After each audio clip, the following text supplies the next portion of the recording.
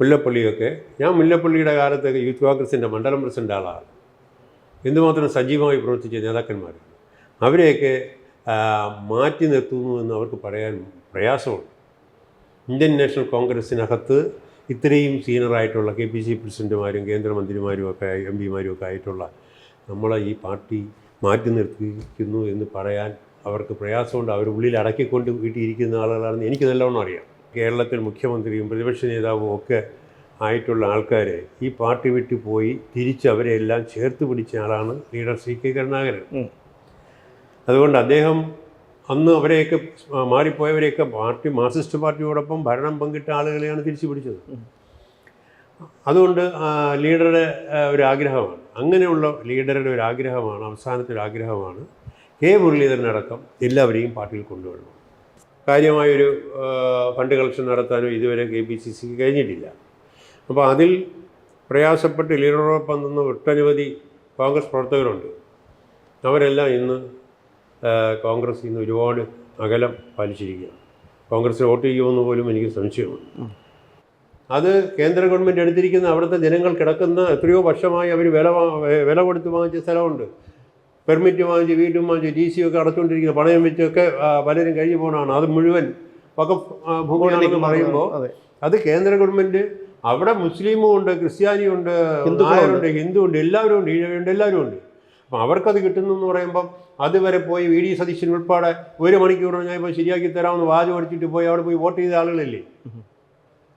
KPCC executive committee അംഗം, Thiruvananthapuram corporation പ്രതിപക്ഷ നേതാവ്, standing committee chairman, leader K കരുണാകരനോടൊപ്പം അവസാന കാലം വരെ നിന്ന ഒരു കോൺഗ്രസ്സുകാരൻ ശ്രീ K മഹേശ്വരൻ നായർ. അദ്ദേഹം ഇന്ന് നമ്മളോടൊപ്പമുണ്ട്. നമസ്കാരം സർ. ദീർഘകാലം അങ്ങ് കോൺഗ്രസിൻ്റെ സഹയാത്രികനായിരുന്നു. ലീഡറോടൊപ്പം അങ്ങ് ലീഡറുടെ അവസാന കാലം വരെ പ്രവർത്തിച്ചു. എന്തുകൊണ്ടാണ് BJPയിലേക്കുള്ള ഒരു നടന്നുകയറ്റം? ഒന്ന്, ലീഡർ കോൺഗ്രസിനകത്ത് ലീഡർക്കെതിരെ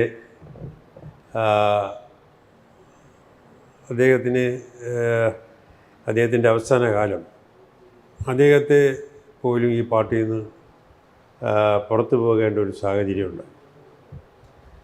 അപ്പം ഇന്ത്യൻ നാഷണൽ കോൺഗ്രസ്സിനകത്ത് ലീഡർ ഒരു കാലഘട്ടത്തിൽ അദ്ദേഹം പാർട്ടി സ്പ്ലിറ്റായപ്പോൾ അന്ന് A ഗ്രൂപ്പ് എന്ന് പറയുന്ന AK ആൻ്റണിയുടെ നേതൃത്വത്തിൽ പാർട്ടി വിട്ട് LDFനൊപ്പം ചേർന്നതാണ്.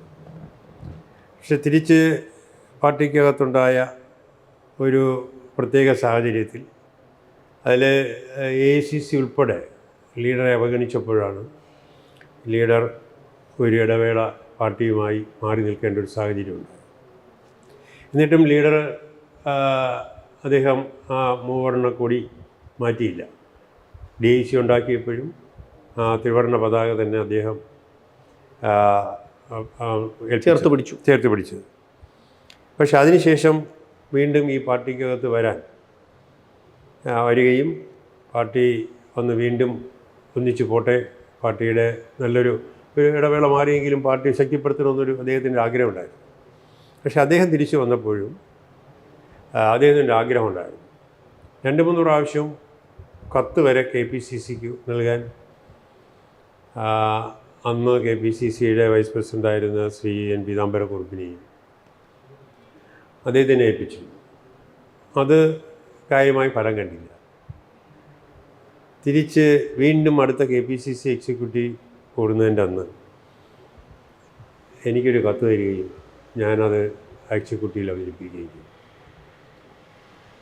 അന്നും അതായത് മുരളീധരൻ അടക്കമുള്ള മുൻ KPCC പ്രസിഡൻ്റായിട്ടുള്ള മുരളീധരനും അതോടൊപ്പം ഒട്ടനവധി പ്രവർത്തകരുണ്ട്. അവരെ മുഴുവനും ഇന്ത്യൻ നാഷണൽ കോൺഗ്രസ് ചേർക്കണമെന്നാണ് അദ്ദേഹത്തിൻ്റെ അന്ത്യ അഭിലാഷം. അപ്പോൾ ഞാൻ പറഞ്ഞു, ഇന്ത്യൻ നാഷണൽ കോൺഗ്രസ്സിൽ ഇന്ന്, അതായത് ഈ കത്ത് കൊടുക്കുമ്പോൾ AICCയിലും ഇന്ത്യയിലെ UPA മന്ത്രിസഭയിലുമൊക്കെ അംഗങ്ങളാവുകയും കേരളത്തിൽ മുഖ്യമന്ത്രിയും പ്രതിപക്ഷ നേതാവും ഒക്കെ ആയിട്ടുള്ള ആൾക്കാരെ ഈ പാർട്ടി വിട്ടു പോയി തിരിച്ച് അവരെല്ലാം ചേർത്ത് പിടിച്ച ആളാണ് ലീഡർ CK കരുണാകരൻ. അതുകൊണ്ട് അദ്ദേഹം അന്ന് അവരെയൊക്കെ മാറിപ്പോയവരെയൊക്കെ മാർക്സിസ്റ്റ് പാർട്ടിയോടൊപ്പം ഭരണം പങ്കിട്ട ആളുകളെയാണ് തിരിച്ചു പിടിച്ചത്. അതുകൊണ്ട് ലീഡറുടെ ഒരു ആഗ്രഹമാണ്, അങ്ങനെയുള്ള ലീഡറുടെ ഒരു ആഗ്രഹമാണ്, അവസാനത്തെ ഒരു ആഗ്രഹമാണ് കെ മുരളീധരനടക്കം എല്ലാവരെയും പാർട്ടിയിൽ കൊണ്ടുവരണം. അന്ന് എല്ലാവരും നഖശികാന്തം എതിർക്കുകയാണ് ചെയ്തു.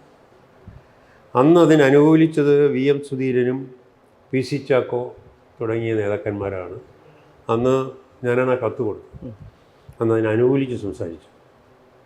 പക്ഷേ നിർഭാഗ്യവശാൽ അതിനുശേഷം ലീഡർക്ക് മരണം വരെയും ഇന്ത്യൻ നാഷണൽ കോൺഗ്രസ്സിൽ നിന്ന് വളരെയധികം ബുദ്ധിമുട്ടാണ് ഉണ്ടാക്കിയിട്ടുള്ളത്. അദ്ദേഹത്തെ ഇപ്പോൾ ഇലക്ഷന് ഉപയോഗിക്കുന്ന അദ്ദേഹത്തിൻ്റെ ഓർമ്മദിനവും ജന്മദിനവുമൊക്കെ ഈ പാർട്ടിയുടെ ഇലക്ഷന് വേണ്ടി വോട്ട് കിട്ടുന്നതിന് വേണ്ടി മാത്രം ഉപയോഗിക്കുന്നൊരു കാലഘട്ടമാണ്. സാധാരണ ഗതിയിൽ ഒരു സ്ഥലം ഗവൺമെൻറ് അദ്ദേഹത്തിൻ്റെ ഓർമ്മയ്ക്കായി ഒരു സ്മാരകം പണിയാൻ ഏൽപ്പിച്ചിട്ട് ഇന്നേക്ക് 15 വർഷമായി. 2 ഉദ്ഘാടനം കഴിച്ചു. ആദ്യത്തെ ഉദ്ഘാടനം അന്നത്തെ പ്രതിരോധ വകുപ്പ് മന്ത്രിയായിരുന്ന ശ്രീ AK ആൻ്റണിയും മുൻ മുഖ്യമന്ത്രിയായിരുന്ന ഉമ്മൻചാണ്ടി സാറും എല്ലാവരും കൂടെ നേതൃത്വം കൊടുത്താണ് അതിന് ഉദ്ഘാടനം കഴിഞ്ഞത്. അത് കഴിഞ്ഞ് ഈ അടുത്ത കാലത്ത് വീണ്ടും ഒരു 2-3-4 വർഷത്തിന് മുമ്പ് വീണ്ടും ഒരു ഉദ്ഘാടനം നടത്തി, ഒരു വിവാദമായ സമയത്ത്. അതെ, അതായത് വീണ്ടും ഇത് പണി തുടങ്ങിയില്ല എന്ന് പ്രവർത്തകരും ഒക്കെ. ഇപ്പോൾ അദ്ദേഹത്തോടൊപ്പമുള്ള പ്രവർത്തകർ വളരെ കുറച്ച് ആളുകളേ ഉള്ളൂ, ബാക്കിയൊക്കെ മരണപ്പെട്ടു പോയി. നമ്മളെല്ലാം അന്നത്തെ ചെറുപ്പക്കാരാണ്, ഇന്ന് നമുക്ക് പ്രായമായി. പക്ഷേ അദ്ദേഹത്തിൻ്റെ ഒരു സ്മാരകം കാണണമെന്ന് വളരെ ആഗ്രഹം ഉണ്ടായിരുന്നു. ഇപ്പോൾ രണ്ടാമത്തെ ഉദ്ഘാടനത്തിനും സാക്ഷ്യം വഹിച്ച ആളാണ്. അന്നത് ഉദ്ഘാടനം ചെയ്യാൻ പോയപ്പോൾ അന്ന് KPC പ്രസിഡൻ്റായിട്ട് ഇപ്പോഴത്തെ K സുധാകരനും നമ്മുടെ VD സതീശൻ പ്രതിപക്ഷ നേതാവും ഒക്കെ ആണ് ഇപ്പോഴുള്ള രണ്ടാമത്തെ ഉദ്ഘാടനത്തിന് മുൻപന്തിയിലുള്ളത്. അന്ന് ഉദ്ഘാടനത്തിൻ്റെ തലേ ദിവസം പറയുന്നു, എനിക്ക് KC വേണുഗോപാൽ ഉദ്ഘാടനം ചെയ്യണമെന്ന് ഭയങ്കര ആഗ്രഹമാണ്. അപ്പോൾ അതിനകത്ത് പിന്നെ KC വേണുഗോപാലിനെ കൊണ്ട് ഉദ്ഘാടനം ചെയ്യിപ്പിച്ചു. കാരണം അദ്ദേഹം AICCയുടെ ആളാണ്. അപ്പോൾ അദ്ദേഹത്തിന് പ്രീതിപ്പെടുത്തിയില്ലെങ്കിൽ ശരിയാകത്തില്ല. വീണ്ടും അദ്ദേഹത്തെ കൊണ്ട് ഉദ്ഘാടനം ചെയ്യിപ്പിച്ചിട്ട് വീണ്ടും 4 വർഷത്തോളമായി. അപ്പോൾ അങ്ങനെയാണ് ലീഡറെ ഇവരെ അനുസ്മരിക്കുന്നത്. എന്തായാലും ഇപ്പോൾ പെർമിഷൻ കിട്ടി, ഇനി കെട്ടാൻ തുടങ്ങുന്നു എന്ന് പറയുന്നത്. അല്ല, അവിടെ ഒരു സംശയം. അതായത് ലീഡറുടെ സ്മാരകം നിർമ്മിക്കാനായി പണപ്പിരിവ് നടത്തിയിരുന്നു. അതേക്കുറിച്ച് അത് വിവാദമായതാണ്. പക്ഷേ എന്നിട്ടും ആ പണം പലരുടെയും കയ്യിലാണെന്നൊക്കെ പറഞ്ഞു കേൾക്കുന്നു. അതേക്കുറിച്ച് എന്തെങ്കിലും താങ്കൾക്ക്? അതിനെക്കുറിച്ച് എനിക്ക് കൂടുതലായിട്ട് അറിയില്ല. പക്ഷേ അന്ന് ഫസ്റ്റ് ഇദ്ദേഹത്തിൻ്റെ സ്മാരകം കെട്ടുന്നതിന് വേണ്ടി ലക്ഷക്കണക്കിന് കോടിക്കണക്കിന് രൂപ വാഗ്ദാനം ചെയ്ത ആളുകളുണ്ടായിരുന്നു. അതൊന്നും അവർക്ക് കൈപ്പറ്റാൻ കഴിഞ്ഞിട്ടില്ല. കാര്യമായൊരു ഫണ്ട് കളക്ഷൻ നടത്താനോ ഇതുവരെ KPCCക്ക് കഴിഞ്ഞിട്ടില്ല. അപ്പോൾ അതിൽ പ്രയാസപ്പെട്ട് ലീഡറോടൊപ്പം നിന്ന് ഒട്ടനവധി കോൺഗ്രസ് പ്രവർത്തകരുണ്ട്. അവരെല്ലാം ഇന്ന് കോൺഗ്രസിൽ നിന്ന് ഒരുപാട് അകലം പാലിച്ചിരിക്കുകയാണ്. കോൺഗ്രസ് വോട്ട് ചെയ്യുമെന്ന് പോലും എനിക്ക് സംശയമുണ്ട്. അതാണ് അതിനകത്തുള്ളൊരു സ്ഥിതി. ഒന്നും വേണ്ട, കെ മുരളീധരൻ്റെ സ്ഥിതി ഒന്ന് ആലോചിച്ച് നോക്കണം. അദ്ദേഹത്തിന് ഇതിനകത്ത് ഏതെങ്കിലും ഒരു സ്ഥാനത്ത് ഞാനിപ്പോൾ അദ്ദേഹത്തിൻ്റെ ആളൊന്നുമല്ല, പക്ഷേ അദ്ദേഹത്തിൻ്റെ ഒരു സ്ഥാനം, അദ്ദേഹത്തെ ഏതെങ്കിലും ഒരു പ്രധാനപ്പെട്ട പോസ്റ്റിൽ വരുമ്പോൾ ഇവരെല്ലാം ഒന്നിക്കും. അദ്ദേഹത്തെ ഒഴിവാക്കാനായിട്ട് ഒന്നിക്കും. മറിച്ച് അദ്ദേഹത്തിന് ഉപയോഗിക്കേണ്ട സ്ഥലങ്ങളിൽ കൊണ്ട് ഉപയോഗിക്കുകയും ചെയ്യും, പരമാവധി ഉപദ്രവിക്കുകയും ചെയ്യും. പക്ഷേ അവിടെ ഒരു നിരാശ തോന്നുന്നത്, മുല്ലപ്പള്ളി രാമചന്ദ്രനെ മാറ്റി പകരം K സുധാകരനും പ്രതിപക്ഷ സ്ഥാനത്തേക്ക് രമേശ് ചെന്നിത്തലയെ മാറ്റി VD സതീശനും വന്നപ്പോൾ പ്രവർത്തകരും കേരളത്തിലെ പൊതുജനങ്ങളും ഒരുപാട് പ്രതീക്ഷിച്ചു. പക്ഷേ ഇത്രയും നിരാശാജനകമായ മറ്റൊരു സംഭവം ഇല്ല എന്നുള്ളതാണ്. ഇതൊക്കെ പറയുകയാണെങ്കിലും ലീഡറോടൊപ്പം കൊണ്ടുവന്ന ഒരാളാണ് രമേശ് ചെന്നിത്തല. രമേശ് ചെന്നിത്തലയെ മാറ്റിയപ്പോൾ തന്നെ കോൺഗ്രസിൻ്റെ പ്രവർത്തകർക്ക് ഒരുപാട് ക്ഷീണമുണ്ടായിരുന്നു. VD സതീശൻ നിയമസഭയിലൊക്കെ കാര്യമായിട്ട് പ്രസംഗിക്കുമെങ്കിലും നിലവിലുള്ള കോൺഗ്രസ് പ്രവർത്തകരെ പേരെടുത്ത് കേരളത്തിൽ മുഴുവൻ വിളിക്കാൻ പറ്റുന്ന 2-3 നേതാക്കന്മാരിൽ ഒരാളാണ് രമേശ് ചെന്നിത്തല, G കാർത്തികേയൻ. അപ്പോൾ ഇങ്ങനെയുള്ള ആൾക്കാരുണ്ട്. പക്ഷെ അവരെയൊക്കെ മാറ്റി നിർത്തിയിട്ട് ഇത് ഈ കേരളത്തിൽ കോൺഗ്രസിൻ്റെ വളർച്ചയോ അടുത്ത് ഭരണം പിടിക്കണോ എന്നുള്ളതിനേക്കാൾ ഉപരി വിഷയം എന്ന് പറഞ്ഞാൽ എനിക്ക് മുഖ്യമന്ത്രിയാവാൻ കഴിയുമോ എന്നുള്ളതാണ് ഇതിനകത്ത് പ്രധാനപ്പെട്ട വിഷയം.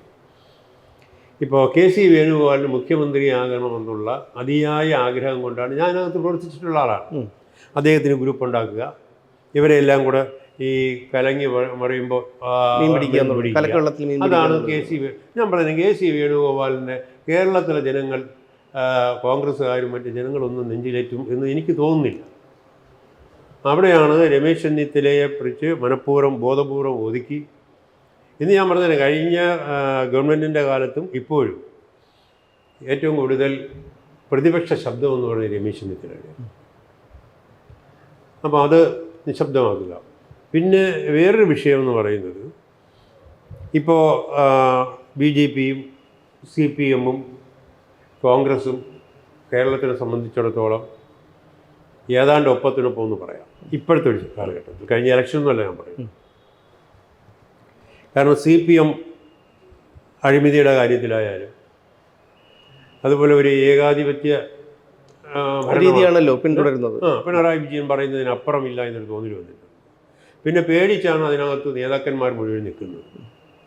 താഴെത്തട്ടിലുള്ള ഒട്ടനവധി CPMൻ്റെ പ്രവർത്തകർ കഴിഞ്ഞ ഇലക്ഷനിൽ BJPക്ക് വോട്ട് ചെയ്തിട്ടുണ്ട്. അതാണ് ഇത്രയും വോട്ടിൻ്റെ ശതമാനം കൂടുന്നത്, വർദ്ധിക്കാൻ കാരണം. അതായത് ഇപ്പോൾ കോൺഗ്രസിൻ്റെ പരാജയത്തിന് ഉത്തരവാദി വേറെ ആരുമല്ല, കോൺഗ്രസ്സുകാർ തന്നെയാണ്. കോൺഗ്രസ്സുകാരുടെ നിലവിലുള്ള നേതാക്കന്മാർ തന്നെയാണ്. പക്ഷേ എന്തുകൊണ്ട് ഈ കോൺഗ്രസ്സിലെ നേതാക്കന്മാർ തന്നെ ഇത് തിരിച്ചറിയുന്നില്ല? കാരണം രമേശ് ചെന്നിത്തല കോൺഗ്രസിനെ നയിക്കാൻ പ്രാപ്തനാണെന്ന് ഞാൻ കരുതുന്നു. കാരണം അദ്ദേഹം പല വിഷയങ്ങളും ഉയർത്തിപ്പിടിച്ചുകൊണ്ട് സർക്കാരിനെതിരെ ഹൈക്കോടതിയെ സമീപിച്ചിട്ടുള്ള വ്യക്തിയാണ്. അത് മാത്രമല്ല, ഉമ്മൻചാണ്ടി സർക്കാരിൻ്റെ കാലത്ത് അദ്ദേഹം ആഭ്യന്തരമന്ത്രിയായിരുന്ന ചുരുങ്ങിയ കാലയളവിൽ അദ്ദേഹം ഓപ്പറേഷൻ കുബേര പോലെയുള്ള വളരെ ജനങ്ങൾക്ക് ഒരുപാട് ഉപകാരപ്രദമായിട്ടുള്ള സംഭവങ്ങളൊക്കെ കൊണ്ടുവന്നിട്ടുള്ള ഒരു നേതാവ്, മുതിർന്ന നേതാവ് കൂടിയാണ്. എന്തിനാണ് അദ്ദേഹത്തെ ഈ സൗകര്യപൂർവ്വം ഇവരൊക്കെ വിസ്മരിക്കുന്നത്? അദ്ദേഹം കെ സി വേണുഗോപാലിന് വരാൻ വേണ്ടി തന്നെയാണ്, അതിവിടെ ഗ്രൂപ്പ് ഉണ്ടാക്കി വരാൻ വേണ്ടി തന്നെയാണ്. അല്ല, അങ്ങനെയാണെങ്കിൽ കെ സുധാകരനും ഒതുക്കപ്പെടുന്നില്ലേ? കെ സുധാകരനെ ഒതുക്കുകയാണല്ലോ അത്. അവർ തമ്മിൽ KPC പ്രസിഡന്റും UDF VD സതീശനും ഒന്നിക്കുന്നില്ലല്ലോ. അത് പരസ്യമായി ഇങ്ങനെ പറയുന്നുണ്ടെങ്കിലും അവരുടെ ഉള്ളിൽ ഭയങ്കരമായ വിദ്വേഷം അത് കേരളത്തിലെ ജനത്തിന് മനസ്സിലായി. ആ വിദ്വേഷം എന്ന് പറയുമ്പോൾ ജാതി ചിന്തയിൽ നിന്നുണ്ടാകുന്നതാണോ? കാരണം ചില സ്വകാര്യ സംഭാഷണങ്ങളിൽ കോൺഗ്രസിൽ പ്രവർത്തിച്ചവർ തന്നെ ഈ ഒരു ജാതി വിഷയത്തെക്കുറിച്ച് സംസാരിച്ചിട്ടുണ്ട്. പക്ഷേ അത് പലരും തുറന്നു പറയാൻ തയ്യാറല്ലെങ്കിൽ പോലും ജാതിയുടെ പേരിലാണ് കെ സുധാകരനെ മാറ്റി നിർത്താൻ ഉള്ളൊരു തീരുമാനത്തിലെത്തിയതെന്ന് പറയുന്നു. അതുപോലെ അങ്ങനെ അതിന് എത്രത്തോളം വാസ്തവമാണ്? ജാതി ഒന്നുമല്ല വിഷയം. പഴയ കെ സുധാകരനായിരുന്നെങ്കിലും വരാനും തലപൊക്കില്ല. കെ സുധാകരന് ശാരീരികമായിട്ടുള്ള പല ബുദ്ധിമുട്ടുകളും ഉള്ളത് കൊണ്ട് മാത്രമാണെന്നാണ് എനിക്ക് കെ സുധാകരനെ കേട്ടറിഞ്ഞിട്ടുള്ളത്. വളരെ ലീഡറുള്ള കാലം മുതൽ അറിയാവുന്നതാണ്. ലീഡറെ പോലും ചില കാര്യങ്ങളിൽ, ലീഡർ പറയുന്ന കാര്യങ്ങളിൽ പോലും യോജിക്കാതെ വളരെ സ്ട്രോങ് നിലപാടെടുത്ത് നിൽക്കുന്ന ആളാണ് കെ സുധാകരൻ. അപ്പോൾ ആ കെ സുധാകരൻ ഇപ്പോൾ ഒരു ശാരീരികമായിട്ടുള്ള ബുദ്ധിമുട്ടും കാര്യങ്ങളുമൊക്കെ വന്നു. അതോടൊപ്പം തന്നെ AICCയുടെ കെ സി വേണുഗോപാലിൻ്റെ പിന്തുണ VD സതീശനുണ്ട്. അപ്പോൾ അങ്ങനെ ഒരു ടീമാണ്. ഞാൻ ഉദാഹരണത്തിന് പറയാം, കേരളത്തിൽ ഇന്നിപ്പോൾ ഇന്ത്യൻ നാഷണൽ ഇപ്പോൾ നമ്മുടെ തെരഞ്ഞെടുപ്പ് വന്നു, AICC തെരഞ്ഞെടുപ്പ് വന്നപ്പോൾ AICC പ്രസിഡന്റ് കാൻഡിഡേറ്റായിട്ട് ശശി തരൂരും ഉണ്ടായിരുന്നു, ഇല്ലേ? അതെ. ഞാൻ പറഞ്ഞത് ആ പ്രായം ചെന്ന ഇപ്പോഴത്തെ KPC പ്രസിഡന്റ് അദ്ദേഹത്തിനേക്കാൾ എന്തുമാത്രം മികച്ചതാണ് ശശി തരൂരെന്ന് ആലോചിക്കും. ഇന്ത്യക്കകത്തും ഇന്ത്യക്ക് പുറത്തും അദ്ദേഹത്തെ മാക്സിമം ഉപയോഗിക്കാൻ പറ്റുന്നതാണ്. ഇന്ത്യൻ നാഷണൽ കോൺഗ്രസിന് കിട്ടിയ ഏറ്റവും വലിയ അവസരം കളഞ്ഞു കുളിച്ച ഒരാളാണ്. അവസരമാണ് ശശി തരൂരിലൂടെ നമുക്ക് നഷ്ടപ്പെട്ടത്. ഇന്നും ഞാൻ പറഞ്ഞില്ല, ശശി തരൂരായാലും കെ മുരളീധരനായാലും, അതായത് ഞാൻ ലീഡറുടെ പാരമ്പര്യമുള്ള ആൾക്കാർക്ക് ആർക്കും ഇതിനകത്ത് പിടിച്ചു നിൽക്കാൻ കഴിയില്ല. അതുകൊണ്ടാണല്ലോ പത്മജ വേണുഗോപാൽ പാർട്ടി വിട്ടു പോയത്. അവർക്ക് അന്നും കെ കരുണാകരനോടൊപ്പം ഉള്ളവരെയും ഈ പാർട്ടിയിൽ നിന്ന് കളയുക എന്നുള്ളതാണ് പഴയ A ഗ്രൂപ്പിൻ്റെ ഒരു ചിന്താഗതി. അതിപ്പോഴും ഫലം പാർട്ടി നശിച്ചു. കെ കരുണാകരനാണല്ലോ ഈ പാർട്ടി വിട്ടു പോയി മാർക്സിസ്റ്റ് പാർട്ടിയോടൊപ്പം ഭരണം പങ്കിട്ട് തിരിച്ച് ലീഡർ തന്നെയാണ് അലഞ്ഞു തിരിഞ്ഞ് നടക്കുന്ന പാർട്ടി മാർക്സിസ്റ്റ് പാർട്ടിയോടൊപ്പം അവരെ തിരിച്ചു വിളിക്കണമെന്ന് ഇന്ദിരാജിയോടൊപ്പം പറഞ്ഞ് ഒരു വലിയ സമ്മേളനം നടത്തി ഈ AK ആൻ്റണിയും കൂട്ടരെയും മുഴുവൻ ആളുകളെയും തിരിച്ച് ഇതിനകത്ത് കൊണ്ടുവന്ന് AK ആൻ്റണിയെ മുഖ്യമന്ത്രിയാക്കാനുള്ള സാഹചര്യം ഉണ്ടാക്കി, ഉമ്മൻചാണ്ടിയെ മുഖ്യമന്ത്രി ആക്കാനുള്ള സാഹചര്യം ഉണ്ടാക്കി, ഇവർ രണ്ടുപേരെയും പ്രതിപക്ഷ നേതാവാക്കാനുള്ള സാഹചര്യം ഉണ്ടാക്കി, കേന്ദ്ര ക്യാബിനറ്റ് മന്ത്രി പദവി വരെ എത്തിച്ചത് ശ്രീ ലീഡർ K കരുണാകരനല്ലേ.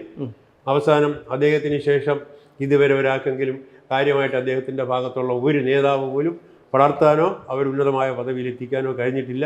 ഇപ്പോഴും ഞാൻ പറഞ്ഞുതരാം, K മുരളീധരൻ പോലും ഇനിയും ഒരുപാട് ബുദ്ധിമുട്ടുകൾ K കരുണാകരൻ്റെ മകൻ എന്നുള്ള നിലയിൽ അനുഭവിക്കുന്നതാണ് എനിക്ക് പറയാനുള്ളത്. പക്ഷെ അദ്ദേഹത്തിന് ഇപ്പോഴും ബോധ്യപ്പെട്ടിട്ടില്ല.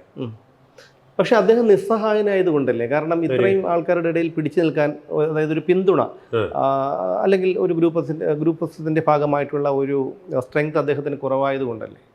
അദ്ദേഹത്തിന് കിട്ടിയ ചാൻസ് അദ്ദേഹം ഉപയോഗിക്കാത്തതുകൊണ്ടാണ്. ലീഡർക്ക് ശേഷം കേരളത്തിൽ ഏറ്റവും കൂടുതൽ ലീഡറുടെ സ്റ്റഡി സെൻറ്റർ ഉൾപ്പെടെയുണ്ട്. ഗ്രൂപ്പിന് അതീതമായി ഇന്ത്യൻ നാഷണൽ കോൺഗ്രസിനെ പിടിച്ചു നിർത്താൻ പറ്റിയ ഒരു ഞാനതിൻ്റെ ജില്ലാ പ്രസിഡൻറ്റും സംസ്ഥാന കമ്മിറ്റിയിലും ഉണ്ടായിരുന്ന ആളാണ്. K മുരളീധരൻ എൻ്റെ ചെയർമാൻ, പത്മജ വേണുഗോപാലുണ്ട്, പഴയ MLA-മാരൊക്കെ ഉണ്ട്. അത് ഗ്രൂപ്പൊന്നും ഇല്ലാതെ എല്ലാവരെയും കൂടെ ചേർത്തുകൊണ്ട് എല്ലാ ജില്ലാ കമ്മിറ്റികളുണ്ടായി. അതിനെയൊന്നും കൊണ്ടു നടക്കാൻ അദ്ദേഹത്തിന് സാധിച്ചില്ല. അതിനെയും ഗ്രൂപ്പിൻ്റെ പേരിൽ AICC-യിലൊക്കെ ഇവർ പോയി പരാതി പറഞ്ഞ് അതിനെയൊക്കെ തടയുകയാണ് ചെയ്തത്. ഇവർ മുല്ലപ്പള്ളി രാമചന്ദ്രനെയും VM സുധീരനെയും പോലെയുള്ള മുതിർന്ന നേതാക്കളും KS ശബരിനാഥനെയും ചാണ്ടി ഉമ്മനെയൊക്കെ പോലെയുള്ള യുവ നേതാക്കളുമൊക്കെ പാർട്ടിയിൽ നിന്ന് അകന്നു നിൽക്കുന്നതായി, അതായത് ജനങ്ങൾക്കിടയിലേക്ക് ഇറങ്ങി വരാൻ, അതായത് മുതിർന്ന നേതാക്കളൊക്കെ പാർട്ടിയിൽ നിന്ന് വിട്ടു നിൽക്കുന്ന ഒരു പ്രതീതിയാണ് സമൂഹത്തിനുണ്ടാകുന്നത്. പക്ഷേ ഈ ചെറുപ്പക്കാരൊക്കെ എനിക്ക് പറയാനുള്ളത്, ഇവർക്കൊക്കെ കുറേ അഭിമാനമുള്ള ആളുകളാണ്. VM സുധീരനായാലും മുല്ലപ്പള്ളിയൊക്കെ, ഞാൻ മുല്ലപ്പള്ളിയുടെ കാലത്തൊക്കെ യൂത്ത് കോൺഗ്രസിൻ്റെ മണ്ഡലം പ്രസിഡന്റ് ആളാണ്. എന്തുമാത്രം സജീവമായി പ്രവർത്തിച്ച നേതാക്കന്മാരാണ്. അവരെയൊക്കെ മാറ്റി നിർത്തുന്നു എന്ന് അവർക്ക് പറയാൻ പ്രയാസമുണ്ട്. ഇന്ത്യൻ നാഷണൽ കോൺഗ്രസ്സിനകത്ത് ഇത്രയും സീനിയറായിട്ടുള്ള KPC പ്രസിഡന്റുമാരും കേന്ദ്രമന്ത്രിമാരും ഒക്കെ MP-മാരും ഒക്കെ ആയിട്ടുള്ള നമ്മളെ ഈ പാർട്ടി മാറ്റി നിർത്തിയിരിക്കുന്നു എന്ന് പറയാൻ അവർക്ക് പ്രയാസമുണ്ട്. അവർ ഉള്ളിൽ അടക്കിക്കൊണ്ട് വീട്ടിയിരിക്കുന്ന ആളുകളാണെന്ന് എനിക്ക് നല്ലവണ്ണം അറിയാം. ഉള്ളിൽ വേദനയുണ്ട്, തീർച്ചയായിട്ടും വേദന കാണുമല്ലോ. അവരെയൊക്കെ ഇപ്പോഴാണ് ഈ വയസ്സുകാലത്ത് ഇപ്പോൾ പോയി എല്ലാവരും സ്ഥാനാർത്ഥികളാക്കാൻ പോകുന്നു എന്ന് പറയുന്നത്. എന്തുകൊണ്ട്? പക്ഷെ അങ്ങനെയാണെങ്കിൽ പിന്നെ കതിരിൽ കൊണ്ട് വളം വെച്ചിട്ട് കാര്യമുണ്ടോ? ഇല്ല. അതിന് ഇവർ വളം ഞാൻ വേറൊരു വിഷയം പറയാം. ഇന്ത്യൻ നാഷണൽ കോൺഗ്രസ്സിനകത്ത് ഇപ്പോൾ നേരത്തെ എന്നോട് സൂചിപ്പിച്ചല്ലോ, SNDP ജാതിയുടെ പുറത്ത് പലരെയും മാറ്റി നിർത്തുന്നു. ഏത് സമുദായമാണ് ഇവരോടൊപ്പം ഉള്ളത്? ഇതൊന്നും തുറന്ന് പറയാൻ പറ്റും. കോൺഗ്രസിനോടൊപ്പം ഉള്ളതോ? അല്ല, പറഞ്ഞു കേൾക്കുന്നത് ഈ പറയുന്ന നായർ സമുദായം പ്രബലമായി അത് പിടിമുറുക്കിയിരിക്കുന്നതാണ് സ്വകാര്യ സംഭാഷണങ്ങളിൽ നിന്ന് പലരും പറയുന്നത്. കാര്യമില്ല. അതിനകത്തുള്ള പ്രവർത്തകർ മുഴുവൻ എനിക്കറിയാമെന്നുള്ളതല്ലേ. ഞാൻ കുറേ കാലം കൊണ്ട് രാഷ്ട്രീയ വലിയ നേതാവൊന്നും അല്ലെങ്കിലും ഞാൻ ഇതിൻ്റെ പ്രവർത്തനം താഴെത്തട്ടിൽ നിൽക്കുന്ന ഒരാളാണ്. താഴെത്തട്ടിൽ നിൽക്കുന്ന ആളുകളാണ്. ഇപ്പോൾ NSSൻ്റെ പറഞ്ഞുകൊണ്ട് പറയാണ്, NSS മേഖലയിൽ പോയാൽ എത്ര പേര് ജനങ്ങൾ അംഗീകരിക്കുന്ന നേതാക്കന്മാരോ പ്രവർത്തകരോ ഇന്ത്യൻ നാഷണൽ കോൺഗ്രസ്സിലുണ്ട്? ബാക്കി മുഴുവൻ ആളുകളും BJPയിലല്ലേ അനുഭാവം. അവർ BJPക്ക് വോട്ട് ചെയ്യത്തുള്ളൂ. പിന്നെ SNDP നല്ലൊരു ഭാഗം ഇതുവരെയും LDFിനോടൊപ്പമാണ്. ഇപ്പോൾ എന്താണ്, ജാതിയും മതവും മുനമ്പം ഉൾപ്പെടെ മുസ്ലിം ലീഗിൻ്റെ ഉൾപ്പെടെ നോക്കുമ്പോൾ വാസ്തവത്തിൽ കേരളത്തിലെ ഏറ്റവും വലിയ വർഗീയ പാർട്ടി എന്ന് ചോദിച്ചാൽ കോൺഗ്രസ്, ഇന്ത്യൻ നാഷണൽ കോൺഗ്രസ്. ഞാനൊരു കാര്യം ചോദിക്കട്ടെ, മതേതര പാർട്ടികളാണ് Indian National Congress. Indian National കോൺഗ്രസ്സിലുള്ള മലപ്പുറത്തുകാരനായ ഒരു റഷീദ് എന്ന് പറയുന്ന ഒരു ജില്ലാ പ്രസിഡൻറ്റോ അല്ലെങ്കിൽ സംസ്ഥാന ഭാരവാഹിയോ ആയാൽ ആ മലപ്പുറം പ്രദേശത്തോ അല്ലെങ്കിൽ അങ്ങോട്ടുള്ള കോഴിക്കോടോ എവിടെ ആയാലും അവർക്കൊരു MLA ആകാൻ പറ്റും. MLA ആകണമെങ്കിൽ ഇന്ത്യൻ നാഷണൽ കോൺഗ്രസ്സിനകത്ത് ഒരു മുസ്ലിം വിഭാഗത്തിന് പിന്നോക്ക വിഭാഗം എന്നുള്ള നിലയിൽ, ന്യൂനപക്ഷ വിഭാഗം എന്നുള്ള നിലയിൽ അവർ 2 പ്രവർത്തകരെ ആ പ്രദേശത്ത്, മലബാർ ആ പ്രദേശത്തൊന്നും അവർക്കൊരു MLA ആവാൻ കഴിയില്ല. കാരണം അവിടെ അവർ മുസ്ലിം ലീഗിലേക്ക് പോകാൻ പറ്റൂ. എൻ്റെ അടുത്തുള്ള ഒരുപാട് സുഹൃത്തുക്കൾ ചോദിച്ചിട്ടുണ്ട്, ചേട്ടാ എനിക്കൊക്കെ എത്രയോ കൊല്ലം കൊണ്ട് KPCC ഭാരവാഹികളായതും KPCC മെമ്പറും എക്സിക്യൂട്ടീവും ഒക്കെ ആയിട്ടുള്ളതാണ്, ഒരു പഞ്ചായത്ത് മെമ്പർ പോലും ആവാൻ പറ്റില്ല. അങ്ങോട്ട് അതെന്താണ്? കാരണം ഇവിടെ മുസ്ലിം ലീഗിനെ കൊടുക്കുള്ളൂ പാർട്ടി. അപ്പോൾ അവിടെ ഇന്ത്യൻ നാഷണൽ കോൺഗ്രസിനകത്ത് മതേതര സ്വഭാവത്തോടു കൂടി ഒരു ക്രിസ്ത്യാനിയെയോ മുസ്ലിമിനോ MLAയോ MP ആക്കാൻ ഈ ചില ഘടകകക്ഷികൾ അനുവദിക്കില്ല. അവർക്ക് കൊടുത്താൽ അവർക്ക് മാത്രമേ കൊടുക്കുകയുള്ളൂ. അവിടെ എവിടെ മതേതരത്വം കാണുന്നു? ഇപ്പോൾ മുസ്ലിം ലീഗ് എന്ന് പറയുന്ന പാർട്ടി 25 സീറ്റ് കൊടുത്താൽ ആ 25 സീറ്റിൽ ഒരു 20 എടുത്തോ, ബാക്കി ഒരു 5 സീറ്റ് ക്രിസ്ത്യാനിക്കും മുസ്ലിമിനും ഹിന്ദുവിനും ബാക്കിയുള്ളവർക്ക് കൊടുക്കണ്ടേ? നായർ, ഈഴവ, SC അങ്ങനെയുള്ള എല്ലാവർക്കും കൊടുക്കാമല്ലോ, പട്ടികജാതിവർക്കും എല്ലാവർക്കും കൊടുക്കാം. അത് ചെയ്യുന്നില്ല. ആർക്കെങ്കിലും കൊടുത്തിട്ടുണ്ടോ? പിന്നെ എന്തടിസ്ഥാനത്തിലാണ് മുസ്ലിം ലീഗ് മതേതര പാർട്ടി എന്ന് പറയുന്നത്?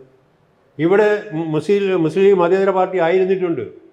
കെ കരുണാകരനൊക്കെ ഇവിടെ ഉള്ളപ്പോൾ ഇവിടെ PAP എന്ന് പറയുന്ന നോർത്തിൽ വെസ്റ്റിലാണ് തോന്നുന്നു PAP ജയിച്ചിട്ടുണ്ട് മുസ്ലിം ലീഗിൻ്റെ സ്ഥാനാർത്ഥിയായിട്ട്. അത് ഇവിടെ മറ്റുള്ളിടത്തൊക്കെ ഇവിടെ ഒരു ജില്ലയിലെ ഒരു ഭാഗത്ത് മാത്രമാകാൻ പാടില്ല.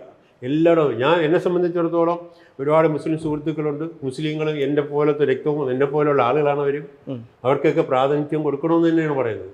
പക്ഷേ മുസ്ലിം ലീഗ് എന്ന് പറയുകയും 25 സീറ്റും മുസ്ലിമിന് കൊടുക്കുകയും അതോടൊപ്പം തന്നെ ഇപ്പുറത്ത് ഏത് പാർട്ടി ആയാലും അത് ഒരു മതത്തിന് വേണ്ടി മാത്രം ആകരുത്.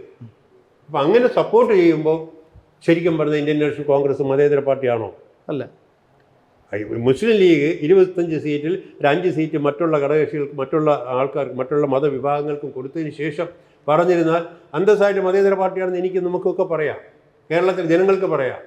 ഇത് കേരളത്തിൽ ഒരു മതം മാത്രം കൈകാര്യം ചെയ്യുന്ന പാർട്ടി, മതപ്രീണനം നടത്തുന്ന ഒരു പാർട്ടി എന്ന് ചോദിച്ചാൽ ഇന്ത്യൻ നാഷണൽ കോൺഗ്രസ് ആണ്.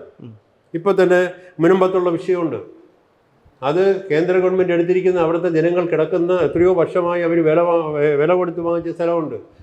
പെർമിറ്റ് വാങ്ങിച്ച് വീട്ടും വാങ്ങിച്ച് DC ഒക്കെ അടച്ചുകൊണ്ടിരിക്കുന്ന പണയം വെച്ചൊക്കെ പലരും കഴിഞ്ഞു പോകുന്നതാണ്. അത് മുഴുവൻ വഖഫ് ഭൂമിയാണെന്ന് പറയുമ്പോൾ അത് കേന്ദ്ര ഗവൺമെൻറ് അവിടെ മുസ്ലിമും ഉണ്ട്, ക്രിസ്ത്യാനിയും ഉണ്ട്, നായരുണ്ട്, ഹിന്ദു ഉണ്ട്, എല്ലാവരും ഉണ്ട്, ഈഴവുണ്ട്, എല്ലാവരും ഉണ്ട്.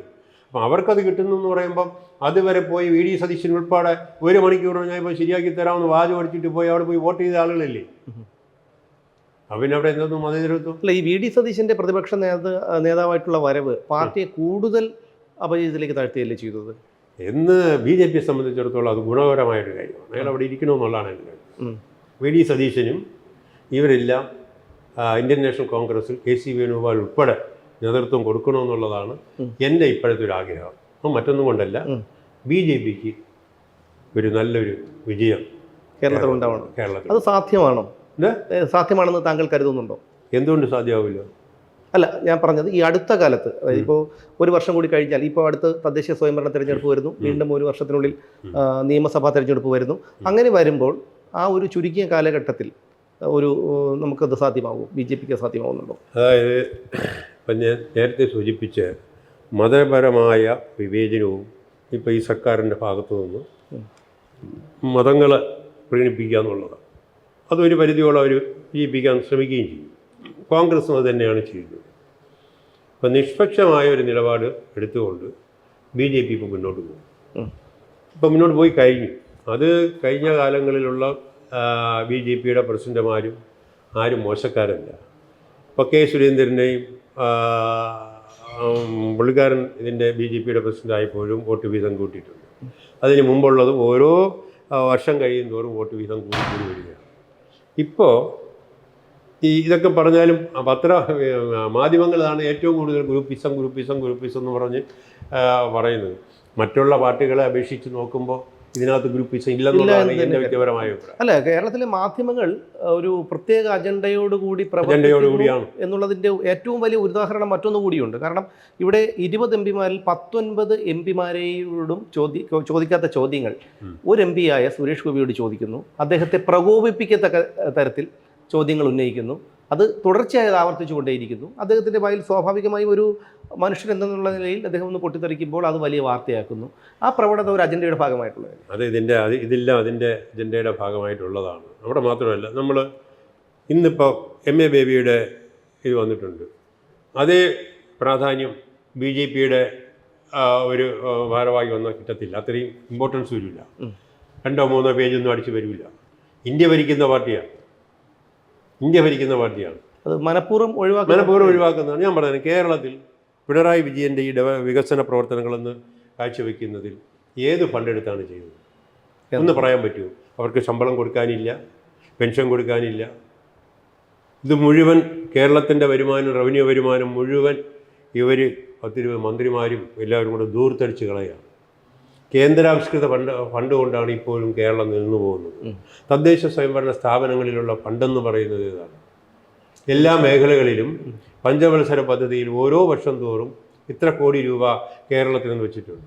കേരളത്തിന് ഇത്ര കോടി രൂപ കൊടുക്കുക എന്ന് പറഞ്ഞാൽ അതിൽ നല്ലൊരു ഭാഗം വിദ്യാഭ്യാസം, മത്സ്യബന്ധനം, പട്ടികജാതി പട്ടികവർഗക്ഷേമം, മാലിന്യ സംസ്കരണം, റോഡുകൾ, പൊതു കെട്ടിടങ്ങൾ, ഇങ്ങനെയുള്ള ഓരോന്നിനും ഇത് സ്ത്രീകൾക്ക് വേണ്ടിയുള്ള പ്രത്യേക പരിഗണന, അങ്ങനെയുള്ള ഒരുപാട് വിഷയങ്ങൾക്ക് വേണ്ടി പ്രത്യേക ഏതാണ്ട് എനിക്ക് തോന്നുന്നു ഒരു 10-18ഓളം വിഭാഗമായി ഈ കേരള ഗവൺമെൻറ്റിന് കൊടുത്തിട്ടുണ്ട്. തദ്ദേശ സ്വയംഭരണ സ്ഥാപനങ്ങൾക്ക് കൊടുത്തിട്ടുണ്ട്.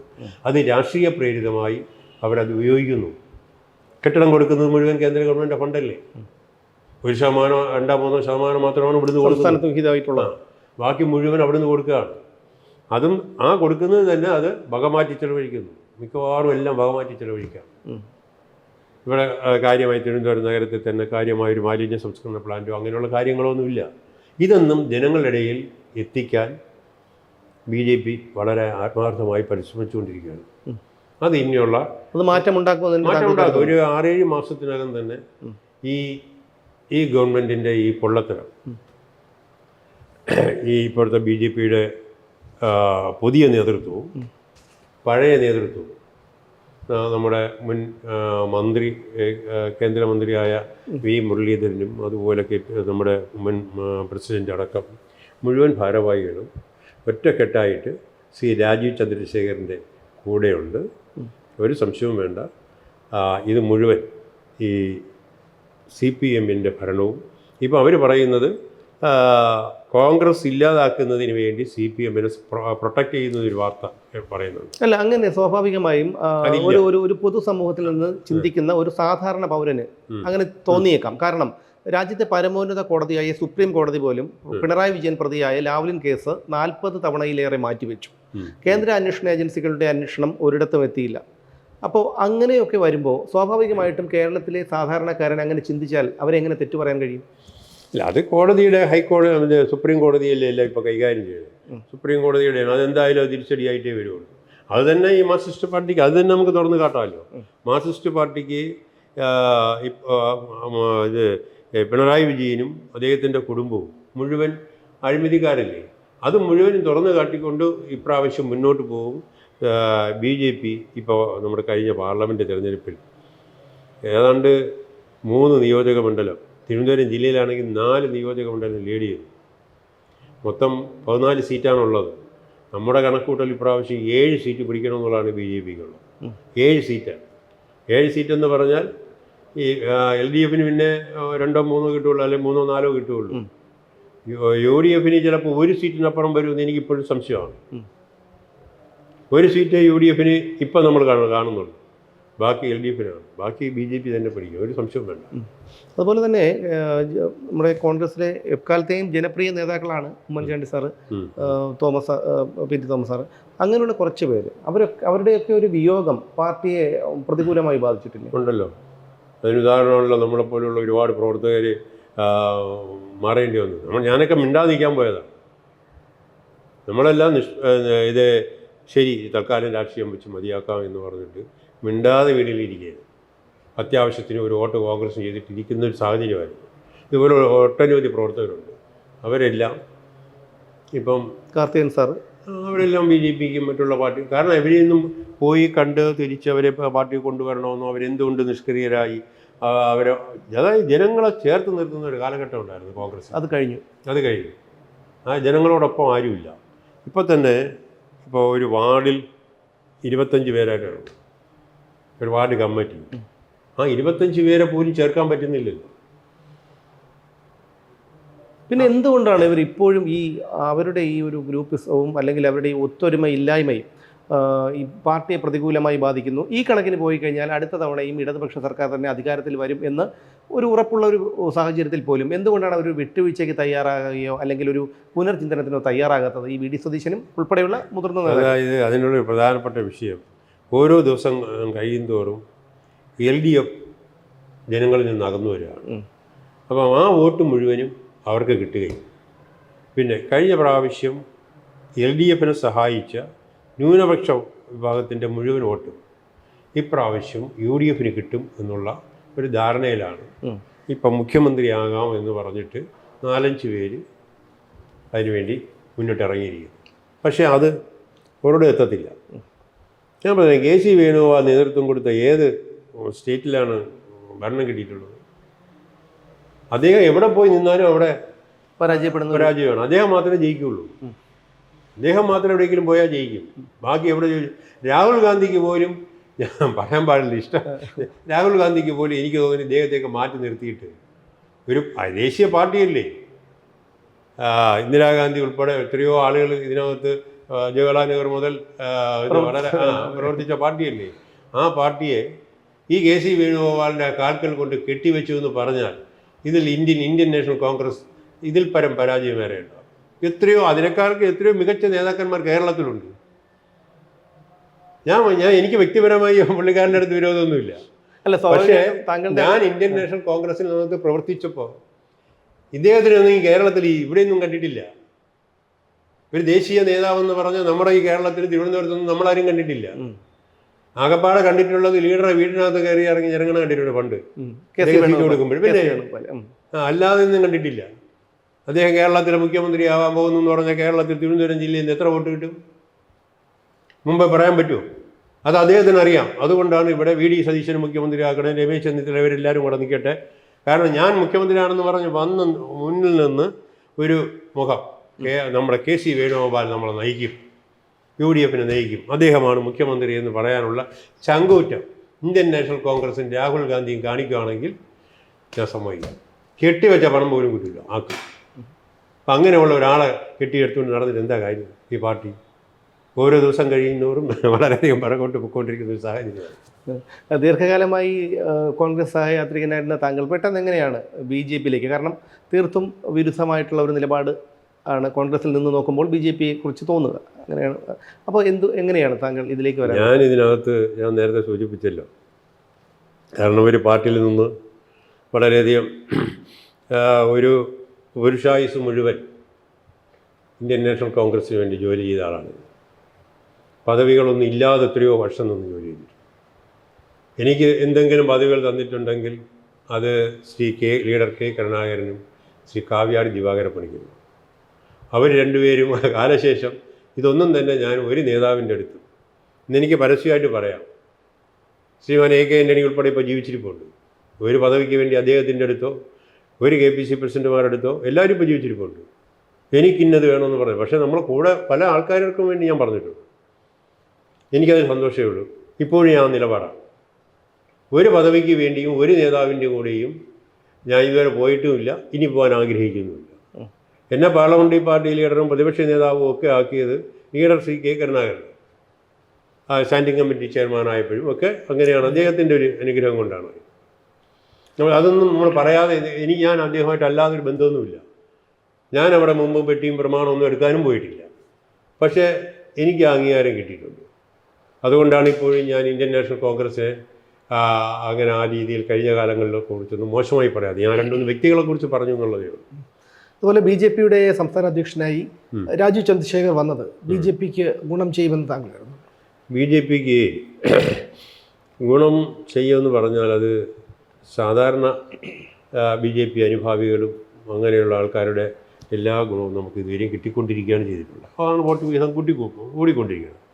പക്ഷേ നല്ലൊരു വിഭാഗം വിദ്യാസമ്പന്നരായ അല്ലെങ്കിൽ നാളത്തെ ഒരു പ്രതീക്ഷ ഉള്ള ഒരു ജനവിഭാഗം, അതായത് പ്രത്യേകിച്ചും ചെറുപ്പക്കാർ, നമ്മുടെ മക്കളെയൊക്കെ വളർത്തി വലുതാക്കണമെന്ന് ആഗ്രഹിക്കുന്ന കുടുംബാംഗങ്ങൾ, അച്ഛനമ്മമാർ, അവർക്കൊക്കെ ഒരു പ്രതീക്ഷ നൽകുന്ന ഒരു മുഖമാണ് നമ്മുടെ രാജീവ് ചന്ദ്രശേഖർ. അത് ഞാൻ നേരത്തെ സൂചിപ്പിച്ചല്ലോ. അപ്പുറത്ത് ശശി ശേഖരനേക്കാൾ കുറേ കൂടെ ജനങ്ങളുമായി, അതാണ് ഈ ഒരു വർഷമല്ലായുള്ളൂ, ജനങ്ങളുമായി ഇടപഴകുന്ന ഒരാളാണ്. അതുമാത്രമല്ല ആ പ്രദേശത്തിനെ കുറിച്ച് വളരെ വ്യക്തമായ കാഴ്ചപ്പാട് ചെയ്തു.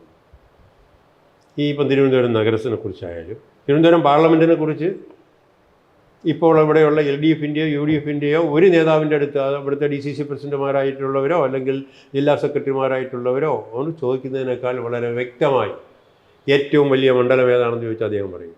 ഏറ്റവും എത്ര ജനസംഖ്യ ഉണ്ടെന്നുള്ള പറയും, അവിടുത്തെ പോരായ്മകൾ എന്തൊക്കെയാണ്, അവിടെ ഇനി എന്തൊക്കെ വേണം എന്നുള്ളതിനെക്കുറിച്ച് വളരെ ഒരു മാസം കൊണ്ട് എല്ലാം ഹൃദിസ്ഥമാക്കിയ ഒരാളാണ് രാജീവ് ചന്ദ്രശേഖർ. ഇപ്പോൾ അദ്ദേഹം കേരളത്തെക്കുറിച്ച് കംപ്ലീറ്റ് മനസ്സിലാക്കി. കേരളത്തിൽ അങ്ങോളം ഇങ്ങോളം അദ്ദേഹം ഒരു 1-2 മാസം കൊണ്ട് എല്ലായിടവും എത്തും. അദ്ദേഹത്തിനെ സംബന്ധിച്ചിടത്തോളം ഇവിടെ LDF അത് ചെയ്തു, പിണറായി അങ്ങനെ ചെയ്തു, രമേശ് ചെന്നിത്തല ഇങ്ങനെ ചെയ്തു, അങ്ങനെയുള്ളതൊന്നും പറയാനല്ല അദ്ദേഹം ഇറങ്ങിയിരിക്കുന്നത്. അദ്ദേഹം ഇറങ്ങിയിരിക്കുന്നത് ഭാവി തലമുറയെ കേരളത്തിന് വെളിയിൽ വിടാതെ കേരളത്തിൽ തൊഴിൽ സംരംഭം ഉൾപ്പെടെ ഉണ്ടാക്കിക്കൊണ്ട് കേരളത്തിൽ നിലനിർത്തുക. അച്ഛനും അമ്മയ്ക്കും മക്കൾക്കും ഒക്കെ എല്ലാവർക്കും ഇവിടെ നമ്മുടെ കേരളം സുരക്ഷിതമാണ്, ഇവിടെ തൊഴിൽ കിട്ടും, ഇവിടെ ജീവിക്കാം, വിദേശത്ത് പോണ്ട, വിദേശത്ത് പോയി ഒരു സുപ്രഭാതം തിരിച്ചു വന്നാൽ ജോലിയില്ലാതാവും. അപ്പം ഇവിടെ സാങ്കേതികമായും സാമൂഹികമായും എല്ലാം സുരക്ഷിതയും അതോടൊപ്പം തന്നെ ഉന്നത നിലവാരത്തിൽ വളർന്ന തലമുറയെ വളർത്തുകയും അവർക്ക് ജോലി ഉൾപ്പെടെ അവരുടെ തൊഴിലും എല്ലാം തന്നെ ആ രീതിയിലുള്ള ഒരു കാഴ്ചപ്പാടാണ് ശ്രീ രാജീവ് ചന്ദ്രശേഖരനുള്ളത്. മറ്റത് അങ്ങനെയുള്ള ഒരെണ്ണം ഇവർ 2 പാർട്ടിക്കാർക്കും ഇല്ല. ഞാനൊരു കാര്യം ചോദിക്കട്ടെ, ഇവിടുത്തെ യൂണിവേഴ്സിറ്റി കോളേജ് തീവിക്കുന്നവനും അടിക്കുന്നവനും പിടിച്ചുപറിക്കുന്നവനും കൊള്ളക്കാരനും PSC ടെസ്റ്റ് ഇത് എഴുതിക്കൊണ്ട് പോകുന്നവരും ഒക്കെയാണ് ഇവിടെ കേരളം ഭരിക്കാൻ പോകുന്നത്.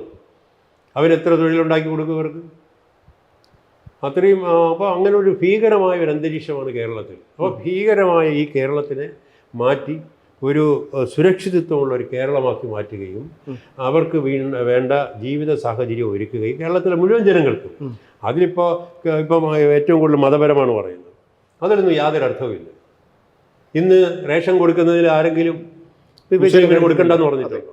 ഹിന്ദുവിന് കൊടുക്കണ്ടെന്ന് പറഞ്ഞിട്ടുണ്ടോ? ഈഴവിന് കൊടുക്കണ്ടെന്ന് പറഞ്ഞിട്ടുണ്ടോ? മുസ്ലിം ക്രിസ്ത്യാനിക്ക് കൊടുക്കണ്ടെന്ന് പറഞ്ഞിട്ടുണ്ടോ? എല്ലാവർക്കും റേഷനും എല്ലാവർക്കും വീട്.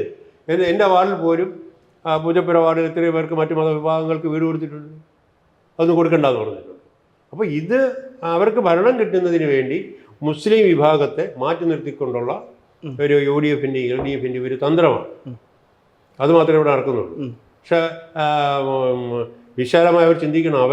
എന്നെ സംബന്ധിച്ചിടത്തോളം എനിക്ക് പറയാനുള്ളത്, മുസ്ലിങ്ങൾക്ക് ഏറ്റവും കൂടുതൽ സംരക്ഷണം കൊടുക്കുന്നത് ചിലപ്പോൾ നരേന്ദ്രമോദി ഗവൺമെൻറ് ഇപ്പോഴും, അല്ലെങ്കിൽ പിന്നെ ഒരു സുപ്രഭാതം എന്നും കാണിക്കാമല്ലോ.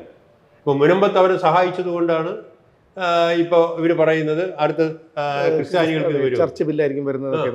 ഇവിടെ ഇപ്പോൾ ദേവസ്വം ബോർഡോ അല്ലെങ്കിൽ നമ്മുടെ കൊട്ടാരത്തിൻ്റെ നമ്മുടെ തിരുവിതാംകൂർ കൊട്ടാരം മഹാരാജാവിൻ്റെ സ്ഥലങ്ങളാണ് ഇവിടെ മുഴുവൻ, തിരിച്ചു പിടിക്കാൻ വന്ന ആർക്കും സംഭവിക്കും? ഇല്ല. കേന്ദ്ര ഗവൺമെൻറ് ഇടപെട്ട് അവിടുത്തെ ജനങ്ങൾക്കുള്ളത് അവർ കൊടുക്കണം. ഇപ്പോൾ അവിടുത്തെ ഭീമാപള്ളിയിൽ ജനങ്ങളുണ്ട്, ഭീമാപള്ളിയിലെ സ്ഥലം ആരെങ്കിലും വന്നിട്ട് വേറെ എടുത്തുകൊണ്ട് പോകണമെന്ന് പറഞ്ഞാൽ നടക്കുമോ? കേന്ദ്ര ഗവൺമെൻറ് പറയും അത് ഭീമാപള്ളിയുടെ സ്ഥലമാണ്, അവിടെ ആരാധനാലയമാണ്, അവിടെ ഇരിക്കട്ടെ എന്ന് തന്നെ പറയും.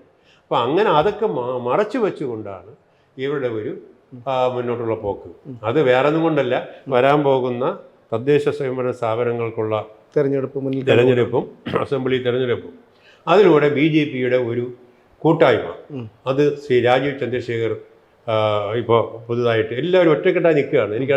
എനിക്കതിലാണ് വലിയ സന്തോഷം. ഞാൻ 2-3 ദിവസത്തെ ആ മീറ്റിങ്ങിലൊക്കെ പങ്കെടുക്കാൻ പോയതാണ്. ഇന്നലെ BJPയുടെ ജന്മദിനമായിരുന്നു. ഇവിടെയൊക്കെ പോയപ്പോൾ അവരുടെ കൂട്ടായ്മ എന്ന് പറഞ്ഞാൽ ഈ പത്രങ്ങളിലൊക്കെ പറയുന്നത് വെറുതെയാണ്. അവർ ഒരു മനസ്സോടുകൂടിയാണ് നിൽക്കുന്നത്. ഇപ്പം BJPക്ക് അഭിപ്രായ വ്യത്യാസമുണ്ടെന്നും അവരപ്പുറത്താണ് ഇപ്പുറത്താണെന്നും പറയുന്നത് കുറേ മാധ്യമങ്ങളും ഈ 2 പാർട്ടിയുമാണ് എൻ്റെ പറയുന്നത്. അതെല്ലാം ജനങ്ങൾ മനസ്സിലാക്കാൻ പോവാണ്. ഒറ്റക്കെട്ടായിട്ട് BJP കേരളത്തിനെ സംബന്ധിച്ചിടത്തോളം ഇന്ന് രാജീവ് ചന്ദ്രശേഖർ അതിൻ്റെ പ്രസിഡൻ്റാണ്. അദ്ദേഹം പറഞ്ഞിട്ടുണ്ട്, എനിക്ക് ടീമില്ല, BJP എന്ന് പറയുന്ന ടീമിനോടൊപ്പമാണ് ഞാൻ നിൽക്കുന്നത്. അതാണ് അദ്ദേഹത്തിൻ്റെ നിലപാട്. അദ്ദേഹത്തിൻ്റെ നിലപാട് അതാണ്. ആ നിലപാട് കേരളം ഏറ്റെടുക്കും, ഒരു സംശയവും വേണ്ട. അതുകൊണ്ട് ഒരു ഭാവി കേരളം, സുരക്ഷിതമായ ഒരു കേരളം രാജീവ് ചന്ദ്രശേഖരിലൂടെ കേരളത്തിലുണ്ടാവും. അടുത്ത അസംബ്ലിയിൽ കാര്യമായ മാറ്റം ഉണ്ടാവും. നല്ല ഒരു ശക്തമായ, ഭരിക്കുമെന്ന് പറഞ്ഞില്ലെങ്കിലും ചിലപ്പോൾ ഏറ്റവും വലിയ കക്ഷി എന്നുള്ള നിലയിൽ, ചിലപ്പോൾ അത് ആദ്യമായിട്ട് ഞാനായിരിക്കും പറയുന്നത്, ഏറ്റവും വലിയ തിരഞ്ഞെടുക്കപ്പെട്ട ഏറ്റവും വലിയ കക്ഷിയെ മന്ത്രിസഭ ഉണ്ടാക്കാൻ വിളിച്ചാൽ ചിലപ്പോൾ BJP മന്ത്രിസഭ ഉണ്ടാക്കാൻ കേരളത്തിൽ തയ്യാറായി വരും. 150 സീറ്റല്ലേ ഉള്ളൂ, 50 സീറ്റിന് അടുപ്പിച്ച് വാങ്ങിച്ചാൽ പോരെ. അപ്പോൾ പിന്നെ ഏറ്റവും വലിയ കക്ഷി എന്നുള്ള നിലയിൽ BJP വിളിക്കാമല്ലോ. അല്ല, ഒരു സീറ്റ് പോലും ഇല്ല. ശൂന്യതയിൽ നിന്ന് 50 എളുപ്പമാണോ?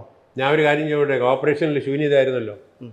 അല്ല, ശൂന്യതയിൽ നിന്ന് 50 എന്ന് പറയുമ്പോൾ വലിയൊരു സംഖ്യയാണ്. ഞാൻ പറഞ്ഞത് കോർപ്പറേഷനിൽ ഒരു 100 സീറ്റുള്ളടമാണ്. 100 സീറ്റുള്ള കോർപ്പറേഷൻ തിരഞ്ഞെടുപ്പിൽ ഞാൻ ഉണ്ടായിരുന്നപ്പോൾ ആദ്യം 2 BJPക്ക് 2ആയിരുന്നു, പിന്നെ ശൂന്യതയായിരുന്നു, പിന്നെ 6 സീറ്റായിരുന്നു. 6ൽ നിന്ന് 35 എത്തി. ആരും പ്രതീക്ഷിച്ചില്ല. 6ൽ നിന്ന് 35 എത്തി. അപ്പോൾ ഈ ശൂന്യതയിൽ നിന്ന് 50 വീഴ്ചയാണ്. ശരി, അതിനുള്ള പണി നമ്മൾ ചെയ്യും. ശരി. എന്തായാലും ഒരൊറ്റ ചോദ്യം കൂടി ചോദിച്ച് അവസാനിപ്പിക്കാം. ദീർഘകാലം, പതിറ്റാണ്ടുകൾ കോൺഗ്രസിന്റെ സഹയാത്രികനായിരുന്നു. അതിൽ നിന്ന് ഇന്ന് നോക്കുമ്പോൾ താങ്കളുടെ പ്രവർത്തന 40 വർഷം ഒരു ആത്മബന്ധം, അല്ലെ ഒരുപാട് വർഷങ്ങൾ ഒരു ആത്മബന്ധമുണ്ട്. വേദന തോന്നുന്നില്ലേ കോൺഗ്രസിന്റെ ഈ ഒരു അപജയത്തിൽ? അപജയം എനിക്ക് വേദനയുണ്ട്. പക്ഷേ അതോടൊപ്പം തന്നെ അത് സ്വയം നമ്മളൊരു വീട്ടിനകത്തായാലും ഒരു സന്തോഷം അതിനകത്ത് വേണ്ടേ, അച്ഛനും മക്കളുമായ ഒരു കൂട്ടായ്മ വേണ്ടേ, അതൊന്നും അതിനകത്തില്ല. ഒരാൾ പോലും പരസ്പരം ബന്ധമോ ഒന്നും തന്നെ ഇല്ല, ജനങ്ങളുമായിട്ട് ബന്ധമില്ല. അപ്പോൾ അങ്ങനെ ഒരു പാർട്ടിക്കകത്ത് തുടരാൻ ബുദ്ധിമുട്ടുള്ളത് കൊണ്ടാണ് നിഷ്പക്ഷമായി മിണ്ടാതെ വീട്ടിലിരുന്നത്. പിന്നെ വീട്ടിലിരിക്കുന്ന എന്നെപ്പോലുള്ള എത്രയോ പ്രവർത്തകരുണ്ട്. അവരെയൊന്നും ചേർത്ത് നിർത്താൻ ഇന്ത്യൻ നാഷണൽ കോൺഗ്രസിന് കഴിയില്ല. അപ്പോൾ എന്നെ ചേർത്ത് നിർത്താൻ പോയാൽ വേറൊരാൾ പറയും അത് അദ്ദേഹം ആ ഗ്രൂപ്പാണ്, ഈ ഗ്രൂപ്പാണ്. ആർക്കും ഒറ്റയ്ക്കൊന്നും ചെയ്യാൻ പറ്റില്ല. അതാണ് സ്ഥിതി. അപ്പോൾ ഇന്ത്യൻ നാഷണൽ കോൺഗ്രസ്സിൽ ഇപ്പം ഒരു സ്റ്റേജിലിരുന്ന ആദ്യം രമേശ് ചെന്നിത്തലയുടെ പേര് പറഞ്ഞാൽ വി ഡി സതീശൻ പിടിക്കില്ല, വി ഡി സതീശൻ്റെ പേര് പറഞ്ഞാൽ സുധാകരന് പിടിക്കില്ല. അപ്പോൾ ഇതിനൊക്കെ ഒരു മര്യാദയൊക്കെ ഇല്ലേ? അതുകൊണ്ട് കെ കരുണാകരനെ അവഗണിച്ചവർ എല്ലാവരും ബുദ്ധിമുട്ടും, അദ്ദേഹത്തെ മാനസികമായി ഇറക്കി വിട്ടവർ ബുദ്ധിമുട്ടും. അവരെല്ലാം ഇപ്പോൾ വീടുകളിലാണ്, ഇനിയും അങ്ങനെ തന്നെ. അതുകൊണ്ട് നേരത്തെ സൂചിപ്പിച്ച ഈ ശബരിനാഥും മറ്റു 3 പേരെയൊക്കെ മാറ്റി നിർത്തി എന്ന് പറഞ്ഞല്ലോ, അവർക്കൊന്നും ഇന്ത്യൻ നാഷണൽ കോൺഗ്രസ്സിൽ വളരെയധികം വേദന അനുഭവിച്ച് ഈ പോക്കിനോട് യോജിപ്പില്ലാതിരിക്കുന്ന ആളുകളാണ്. പക്ഷേ അവരുടെ ഒരു അഭിമാനം ഉണ്ടല്ലോ, ആത്മാഭിമാനം പണയം വെച്ച് ഒന്നും ചെയ്യേണ്ടെന്ന് കരുതി മിണ്ടാതിരിക്കുന്നതായിരുന്നു. കാരണം ആ പാർട്ടിയുടെ പോക്ക് അവർക്ക് നല്ലവണ്ണം അറിയാം. എന്തായാലും അങ്ങയുടെ വിലപ്പെട്ട സമയം ഇത്രയും വേണ്ടി DNA ന്യൂസിന് വേണ്ടി ചിലവഴിച്ചു. വളരെ നന്ദി. സന്തോഷം.